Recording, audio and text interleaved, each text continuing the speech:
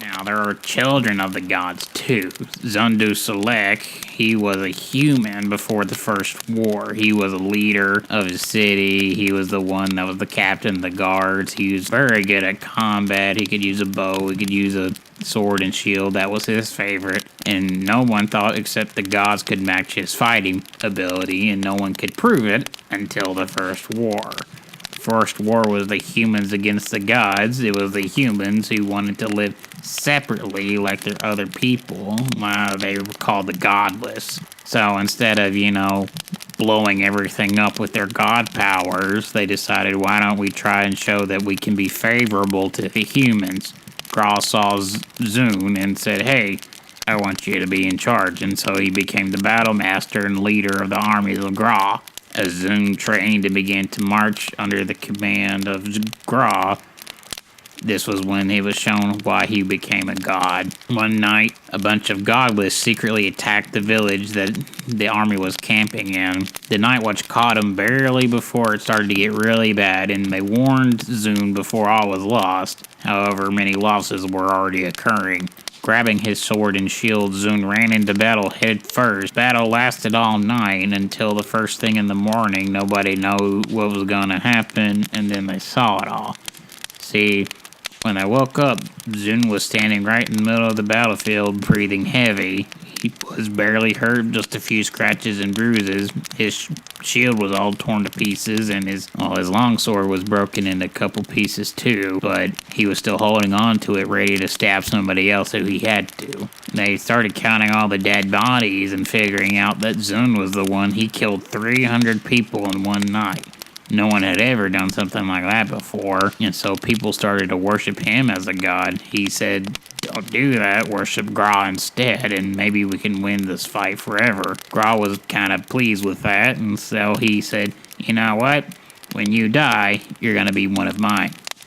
And so when he did, Gra took him and put him in the Pantheon, giving him his bodily form back when he was younger and at his most powerful. His sigil is that of a broken sword with its arm ready to strike down whoever's in his way. It's a red on black. Now, Mon Cantonic, before her ascension to the Pantheon, was considered different among those in her village.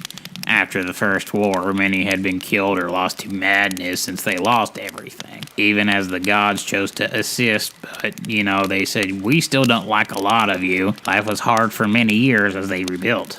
However, traveling groups seemed to assist the kingdom a little bit at a time. Though they were never seen together, you could know when one came into the city, things were going to get better. Usually, it was by a month or so, it was already better. And it was all Mon. She would come in as one person, usually somebody like a leader saying, we should do this, and people would do it. And then the next day, somebody with a lot of money or somebody said, I can get you this to help rebuild, and it would happen. It just continuing for days and days at a time. No one could tell the difference between these people. She even appeared different with, different voices and eye color and sort of things. It took until the end of her life before she told anybody about it, and after that, everything had been built to bigger than what it had been in the first place. Her ability to change form at will was, transformation magic. No one had even understood magic mostly at that time. In an attempt to, try to do what she did, people started practicing magic and started writing books and talking about it. And the people who had been able to do magic suddenly said, hey, let me teach you what I know. Ada had been watching all this. Ada, on the deathbed of Mom, picked her up and took her as his daughter, at the highest abilities like Gra did Zune. Her sigil is that of a tree, but, if you look at it in the right light, it goes from being a tree covered in leaves to a tree that's empty and bare, showing how things could change like she could. It's the yellow one with the green on the back. Now, being the only children that were not humans first, they are sometimes considered above the other children, but this is also because those that don't worship sometimes think they're too good for humans. However, it's really not that big of a deal. As Vadine looked down and saw she was the only one without a kid, it troubled her. She looked down from the Pantheon and looked at the humans and saw they were all sad and broken after the First War.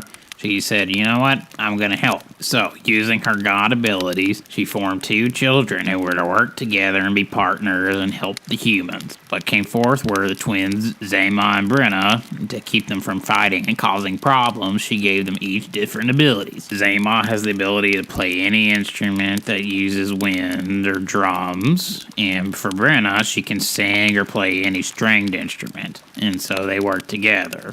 Their sigil is the two musical notes with purple and pink. Last one I'm going to tell you about is Kirvakun Hall. Now, being the most active of humans, Judd Bregfaran was most likely to understand and see humans, differently than the other gods. This is why before the First War, when the humans began to speak of someone that was so wealthy that they could even buy the crown, it piqued her interest. So Judd looked down and found that there was someone that was gonna be known as Kirvakun Hall. This man did indeed have wealth that Judd had never seen before, and it seemed that he was indeed a shrewd but fair businessman until, she watched him at night. It was then that Judd found the secret to Kir's success, his deft hands and ability to sneak around in the dark.